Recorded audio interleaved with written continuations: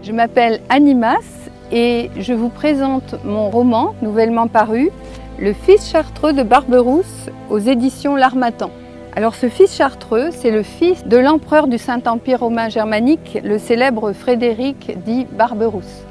Et ce fils se prénomme Téric et effectivement, il a vécu ici dans ce site, le site de la Sylve bénite, où il y a 800 ans s'est construit un monastère. Et ce monastère, eh bien, il s'enfonçait profondément dans la forêt et il n'en reste presque plus rien. Il en reste un bâtiment qu'on voit ici derrière, qui est l'ancien réfectoire des moines et qui a été réhabilité. Et puis il en reste aussi le cloître qui se trouve par ici, mais un cloître qui est relativement récent, enfin il est plus tardif. Alors moi je connais bien évidemment ce lieu qui est aussi un départ de promenade qui se dirige vers le lac de Paladru ou bien vers la forêt. Et le nom de Thierry, la traduction française de Téric, est souvent mentionné, donc ce fils illégitime de l'empereur. Et ce personnage m'a véritablement intriguée pour différentes raisons. Et j'ai souhaité donc poursuivre les recherches sur ce personnage et y consacrer un roman. Alors pourquoi ce personnage est-il aussi énigmatique ? Alors tout d'abord, on peut se demander pourquoi le fils de l'empereur est-il arrivé dans un lieu qui était un modeste ermitage, pourquoi a-t-il décidé d'y passer sa vie, et alors que par exemple à 30 km au-delà se trouve un monastère beaucoup plus prestigieux, la Grande Chartreuse. On ne comprend pas très bien pourquoi il est venu se réfugier ici dans ce coin complètement perdu.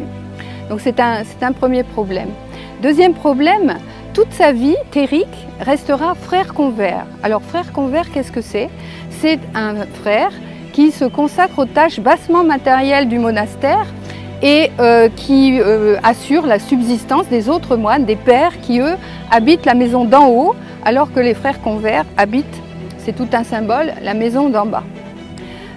Donc ce Téric restera toute sa vie convers, théoriquement à ses tâches, mais en fait ça n'est que théorique, parce qu'il va avoir une vie beaucoup plus exaltante, on va dire, que cette vie recluse dans un monastère.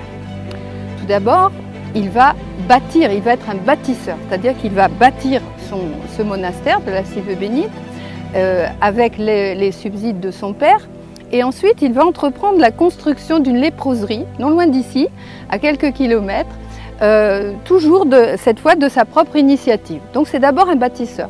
Et puis il va avoir une carrière ensuite tout à fait différente. Il va devenir l'ambassadeur de son père et parcourir les routes de l'Italie à l'Allemagne, les routes du Dauphiné, du royaume de Bourgogne. Il va donc les parcourir parce qu'il va être un médiateur. On va dire qu'il va avoir une action importante pour résoudre le schisme qui divise l'Église entre l'empereur et le pape. Et ça sera un succès, ça va déboucher sur le traité de Venise. Voilà, donc on est bien ici dans l'histoire quand même avec un grand H, mais le livre n'est pas que cela. Il est aussi une histoire d'une relation entre un fils et son père. Une histoire d'amour, mais aussi de révolte, de colère contre un père qui le manipule. Voilà, ça c'est un aspect aussi qui est intéressant. Cette plongée dans l'histoire médiévale, c'est aussi l'occasion de découvrir des aspects mal connus du développement des grands domaines monastiques. À cette naissance de la féodalité, les paysans qui vivaient ici, ces fameux chevaliers paysans de l'an 1000 dont on a beaucoup parlé, avaient des droits ancestraux, des droits de labourage, de pâturage, des droits de pêche, de chasse, de ramassage du bois. Et soudain, ces droits, ils vont en être dépossédés par des seigneurs qui sont des seigneurs laïcs, mais aussi ecclésiastiques, puisque les premiers feront d'importantes donations aux deuxièmes. Et donc, ces paysans vont se trouver complètement dépossédés de ces droits. Et c'est aussi un aspect important du roman. Enfin, ce livre peut aussi se lire comme un thriller, avec au cœur de l'énigme le village d'Ars, non loin d'ici, à quelques kilomètres, au bord du lac de Paladru.